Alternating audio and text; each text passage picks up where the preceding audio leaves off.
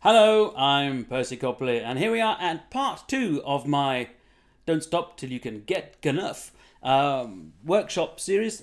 Well, it's two of them, two little workshops. This time I'm going to be looking at something called, that I call a one-finger capo. Now, this is basically the idea of this is to be able to play a song you know in one key and shift it to another key without having to relearn the whole song, trying to use the same chord shapes in a different key. It's kind of a cheat. It's also a useful way of learning bar chords better, and to move a little bit of music theory around, and to play in different positions up the ukulele. Don't be afraid of getting up here. Get away from the safety zone. You have to get up further up the neck. So I'll just restate what I did at the beginning of my previous video if you didn't see it, that this is up the neck, this is down the neck, this is the first string, second, third, and this is the fourth string. That is the convention that I use. So if I talk about going up or down the neck, I'm going up the neck and down the neck, okay? That's how that works. I know that sometimes that can confuse people, but that's how it is. So let's get into this. We're going to take as the basis of this, and I'd like you to play along. I'm going to make it nice and simple. Let's take three chords that you know, hopefully. C. Okay. I'm using my third finger to play the C. Then I use my first and second finger to play F. Okay, I think you know F. And then the third chord I'm going to use, going to keep it nice and simple, G7. There we are, just G7, which is 1, 2, and 3 fingers, G7, and then back to C. It could be a little blues song, you might even stick a C7 in that, but we'll just keep it simple, C, F, and G7. Now, that's simple enough to do, easy. What if you're sat with somebody who wants to do the same song, but has said, now, I want to do that song in E flat, because I can't sing it in C. They might have a different voice. Might be a difference between male and female, whatever the reason is, you know. So how can you quickly play along with them if it's in a jam session or just a couple of you sitting around playing? How can you find a way of playing that without necessarily having to rethink what all the chord shapes are? Which, you know, if you're clever and you know all the chord shapes all over the place, then you might be able to do, you know, something musical and clever and just play the right chord shape straight away. Sometimes in a jam session or just getting along with people, it's quicker to just play the shapes you know in a different position. This might sound a little confusing, but a big part of this is to look at the shapes rather than the names of the chords, the shapes that go together. A big part of learning how to jam along with stuff is to knowing which chord shapes go together and what they mean when they go together and how they work together. That is a big chunk of music theory stuff too. By the way, I would recommend wholeheartedly getting hold of Phil Dolman's books on music theory and playing music on the ukulele. He does some excellent stuff, and I think he has an approach to this that he does in a different way, but I think it's a similar kind of thing, so I'd be interested to go back over his book and see what he says about this. They're useful books and well worth the time, I think, as it puts a lot of things in perspective that people don't often understand. When a lot of people start playing ukulele, often we're people who've never done music stuff before or done music theory and stuff like that. Luckily, I did a bit of piano before I started the ukuleles, but it kind of, you know, that helped. But when you come to it with nothing, you have no idea, you know, what's a note, what's a scale, and all that kind of stuff. So invest in a little information from Phil Dolman. That will certainly help, I think, or your favourite music teacher. A little bit of music theory goes a long way, in a simple way. So let's get back to this. C, F, and G7. There are three chords that we're going to use for our song. And we're going to take it to a different key. Any key. So first of all, let's do a little exercise. Let's play those same three chords in this position, but I'm not going to use my first finger. So what we're actually going to change is the fingers, not the chords or the shapes. We're just going to change the fingers. We've got 4 fingers and we never use more than 3 of them in those 3 chords. So now let's play the C with our little finger. Okay? There's your C chord again, but this time I'm using my little finger to play it. Might feel a little strange. Okay? Now we're going to play something that will feel strange. This is the F Same old F chord, like this, but I'm going to use my 2 middle fingers. I'm not using my first finger. So let's put the first fret, 2nd string with the 2nd finger, and 2nd fret, 4th string with the 3rd finger. Because it's 1st, 2nd, 3rd, 4th fingers, okay? So we're using the 2 fingers in the middle to play F. That might seem a very odd sensation to start with, like, ooh, what's going on? That doesn't feel right at all, because you've learnt to do it this way, and that's how it feels right. Now I'm saying move it along 1 finger and use the 2 middle fingers to do it. Oh, that feels weird, but it's still an F chord. Now, hold your horses. Now we're going to do something that is also kind of strange. Keep this finger where it is, and move the other 2 across to play a G7 with the 2nd, 3rd, and 4th finger. Now we're using all those fingers. And back to the C. So this is what it looks like. C. Whoops. C. F. G7.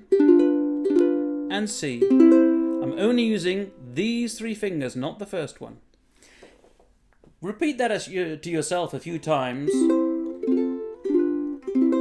And get used to the idea that what we're doing is we're still playing the same chords but using different fingers. You'll notice, of course, all this time, this finger is doing nothing. Well, now it's going to do something. I want you to put your first finger not on the nut, but just behind it. And this will help you to hold the ukulele as well. Don't put pressure down, you're just placing it there. So now you're playing the C, this first finger stays here, then play the F, like that. Okay, first finger still staying here. Now here's a little bit of a change. Because the hand has to turn to play the G7, because we're using those 3 fingers, the first finger rises up and we just put it on the nut behind the string. That is a strange change, going from the F to the G7. You'll notice that my hand is turning to do this.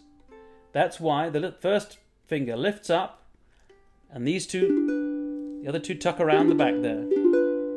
Try that change from F to G7, F to G7, and then back to C. Again, first finger lying here. So let's just try a little strumming. Let's do a little 4 strums on C, 4 strums on F, and 4 strums on G7, keeping the the first finger here, little finger here, and using these 3 fingers to make the chords. So C, 1, 2, 3, 4, F, 1, 2, 3, 4, G7, 1, 2, 3, 4, C, 1, 2, 3, 4. Now let's do it in time. 1, 2, 3, 4. 1, 2, 3, 4. 1, 2, 3, 4.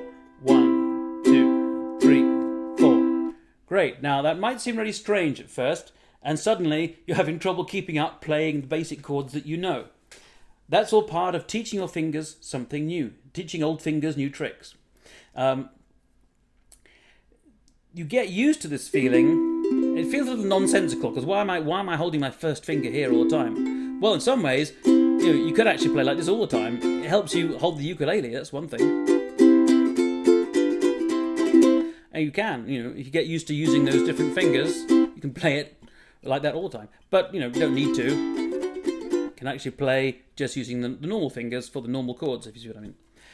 The important thing is to notice these shapes that you're making. New shapes. This finger and this finger. First finger and the other 2 fingers. That one and these 2. And then the G7. Important, you lift up and place the fingers down. Now I want you to make a little photograph in your mind. Imagine those little chord windows that you see in books. If they were these shapes, with these fingers on. Imagine that the neck carried on, lots more frets carried on down this way, and your finger here behind the nut was just holding the strings down behind a fret. Well, instead of imagining it, let's do it. Let's move the first finger up 1, 2, 3 frets. For 2 reasons. 1, to push strings down in a bar chord, or whatever you want to call it. It's easier when you're away from the nut. The famous B flat question, ow, it hurts, is difficult, because you're pushing these strings down next to the nut, which is hard work. So move the finger up to here, the 3rd fret. The second reason I want to do this is that we're going to play now in E flat, which is not a key we often play on the ukulele. D is possible. D we can play in, that's not so much a problem. E flat, a little more difficult. Now we've got these kind of funky chords like this, and the B flat and the A flat, goodness me. These are kind of, you know, things to work on, but this is a quick solution to going from C to E flat. I'm going to play my song in E flat. So remember these pictures. Your first finger is going to stay around the 3rd fret. You're not going to go anywhere else. You're going to stay here. Okay? Your little finger, this is when you need to remember the pictures of those dots in your mind, of how they fit on the fingerboard. When you play C, here, this is your C note. These 2 frets are empty. Your first finger is here, 2 empty frets, and then your little finger. If you like, it's where my 2 knuckles are. And then that finger. That gives you the shape of that chord. You shift that shape up 1, 2, 3 frets. There we go. Oops. Now we got this one here, 2 empty frets, and my little finger here. The 2 knuckles remind you those 2 are empty. Ta-da! And that is, we've now gone from C, C sharp, D, D sharp, which is also E flat. So you could also go C, D flat, D, E flat. It's just technical terms. So here we are now at the E flat chord.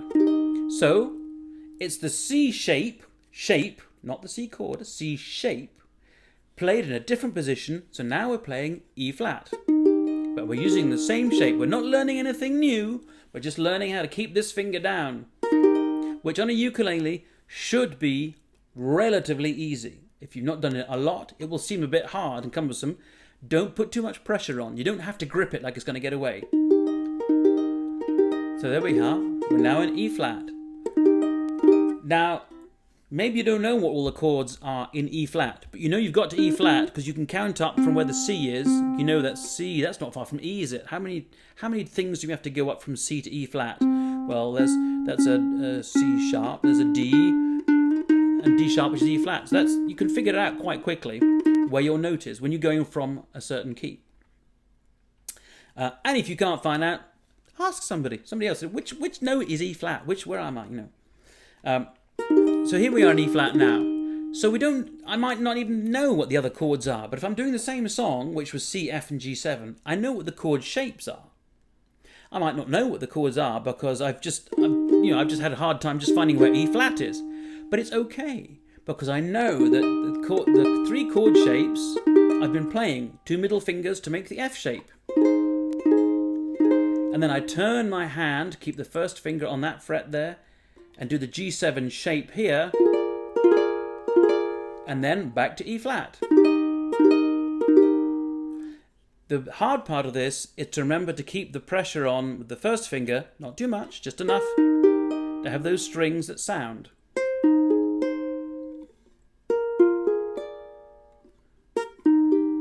Missed that one.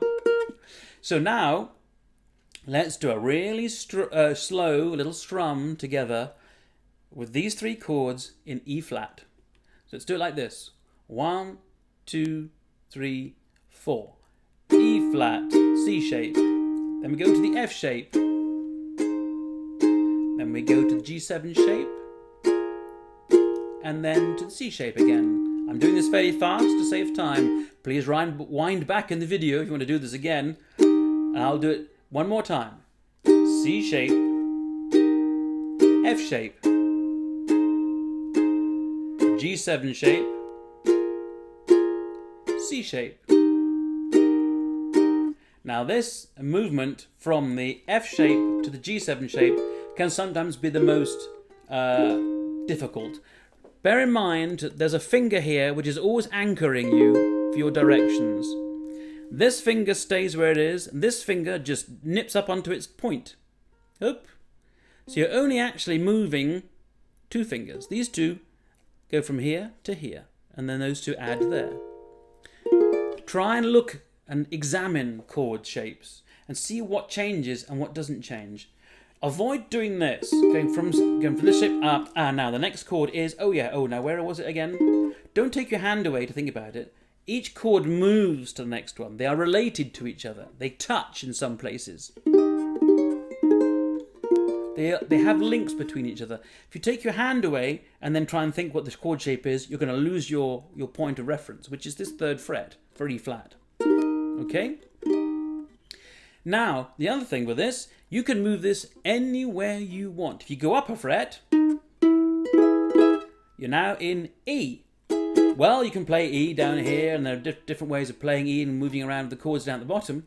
But if you've learnt a song in C, and you want to play it in E, just like that, right, C sharp, D sharp, E, E, here's his E note. Well, I do the same thing that was C, and I move it up to here, so now it's in E. So now I can play the song in E, and I can play the F shape, and I can play the G7 shape, which of course will be E, A, and B7.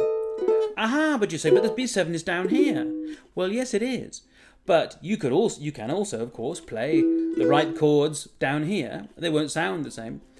Up here, it's starting to get a bit high, you know. But this is a way of doing it quickly without having to think about what the other chords are. You can even play, okay, I'm playing in this key. Whatever it is, I'm playing in this key. I know that my 3 chords are this shape because that's what goes together. You don't have to worry about working them out.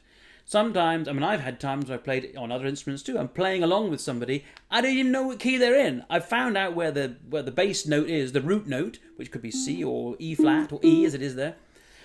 And then I base my chords around that shape. I don't even know what key I'm in. I just know which shapes go together. And this is an important thing to learn. Again, it's about the music theory of families of chords that go together. Learning lists of chords in a chord dictionary isn't very helpful, apart from just showing you where the dots go. What the more important thing is to learn chord families, and I'm sure Phil Dolman, if he doesn't have a chapter on it, soon will have a chapter on it. It's something I always teach, chord families. You know, you have C, F, and G7, A minor, D7. These are all chords that go together and will all be found in songs in that key. What I mean by families is they all relate to each other. There are fingers that don't move so much when you go between these chords. If I'm back in E, it's the shape that you're making. I keep going on about this, but it's very important. The shape you're making, not the chord. Don't think C, don't think F, don't think about anything. Just visualize the shapes that you're used to playing for a song. I mean, like Folsom Prison Blues, you could do like this. Here's a train coming, it's rolling round the bend. I ain't seen the sunshine since I don't know when, but I'm stuck in Folsom Prison. Time keeps rolling on, and so on. You know, I'm just playing it up here because I feel like playing it up here. Or I could play it in a different key. I could then, I think, maybe it's a bit low. I could take it up another one. I go up another half step. Wait a minute, up a half step. I'm in F. I could play it there, but I know the chord's in F. I don't need to play it here. So now we reset everything. Let's go back down here to play F. And we can start playing down here. We don't have to go any further than that. You can go up as high as you want. But it actually kind of recycles around into a different group of shapes. Having got to F here, we don't need to play it here. We can play F down here. We're comfortable with F down here. Even a B flat. It's not that bad. C7 and F. So there we go. Okay. Let's extend that into another type. Same thing, but different shapes. We're doing a song in F. I hear the train a-comin', it's rolling round the bend. Somebody sat over here says, I don't want to do it in F. I want to play that in A flat. A flat? Who plays in A flat? This person does, and he's going to do the song in A flat because, I don't know, he's playing accordion or something. So, how do you get to A flat? Well, I'm playing it in F, usually. F. F is not far from F, G, A. It's not far from A flat. F, F sharp, G, G sharp. G sharp is A flat because there's A, so there's A flat. So, that's my key note, the note of the key. That's A flat. Well, here it was F. What shape was I doing for F? I was doing this shape. So if I play it now with my 2 middle fingers, go back to this thing again, We move that, and then we move the whole thing up the neck. That's towards my hand. This is the A flat note here. I can tell it's A flat because that's the A note. That's one down. First string A, it's one down, that's A flat. So how do I make that complete? Whack. First finger goes down behind those two fingers, and there you have it. I'm now in A flat. I could do the whole song, and I don't have to think about what the other chords are, because I know the shapes. The shapes, okay? That one, that one, that one, and that one. Hey, the train a comin', it's rolling round the bend. I ain't seen the sunshine since I don't know when, but I'm stuck in Folsom Prison. Time keeps rolling on, and I hear that train a-rollin' on down to San Antone. I'm not thinking about what the chords are. I just know that that's my basic chord, my root chord, and I know that these are the shapes that go with it. Now, I've actually introduced one that you will probably know anyway, which you might call it the B flat shape. You go from the F shape, you move up one. I'm actually having to move my first finger this time, moving it up, because it's a bar chord anyway. I could just put it on the 2 here, or just leave it there. Remember, this is the same as the B flat shape. It'll be easier to do up here. There's not so much pushing down to do, because you're not behind, just in front of the nut here. This is the time when the first finger does move. But it still does the same job. It's still barring behind that fret and up to that B flat there.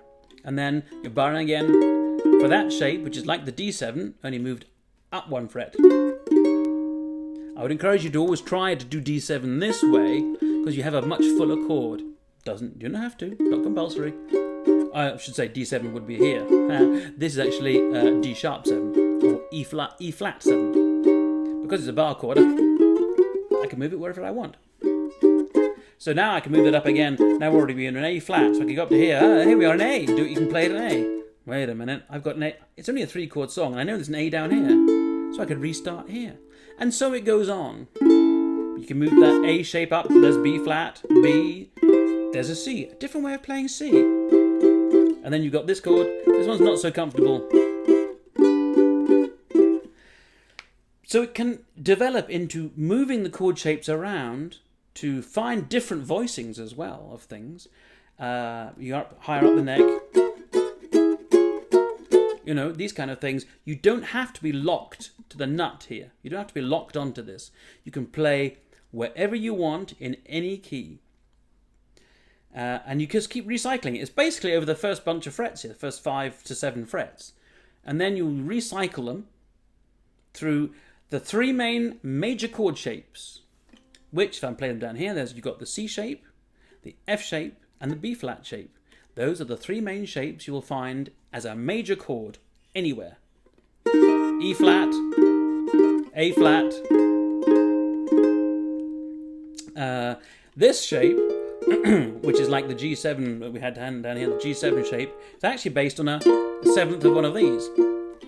Now we're getting a bit more complicated. I don't want to get too much into that. So let's keep it down to moving the frets up to the key you want and then playing the same chord shapes, just moving it all 1 finger along. I hope this makes sense. Give it a try. You can have some fun. Sometimes you can find things that are better for your voice in a different key. Sometimes things are a bit funky in F and C. Not always great keys. A lot of jazz songs, for example, if you look in old jazz books and stuff, a lot of things are in B flat, E flat, A flat, even D flat. It's for the jazz horn players, You can retune the ukulele if you want, or you can just play up here. Play the jazzy things up here. B flat, well, that's here, so that's straight enough. You can mix and match them too. There's your E flat and your B flat. You can do it that way. A lot of people play them that way. You got a bit of a jump on that note, but that's okay. I'm now rambling, but that's okay. I want to encourage you to give this a try. Feel the freedom to move up the neck. Find different keys. And the basis, again, is playing the chords, the same chord shapes in a different place. So you change key, but you're not melting your brain trying to figure out what the chords are.